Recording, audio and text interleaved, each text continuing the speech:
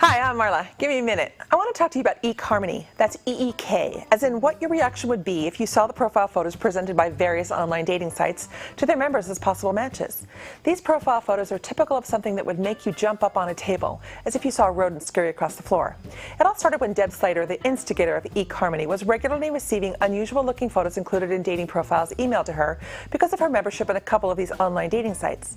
It's not that the people in the photos were not good-looking, not at all, and some of them have very nice physiques. It's just that, well, when you just meet someone, you might not want your first vision of this unknown person to be their tattoo collection, their six-pack abs, the last animal they shot dead while hunting, or their toilet.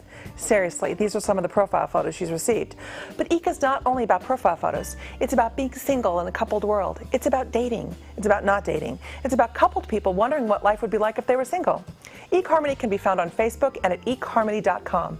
Find your inner Eek and join in the conversation. You might just find something you have in common. I'm Marla. Thanks for listening. See ya.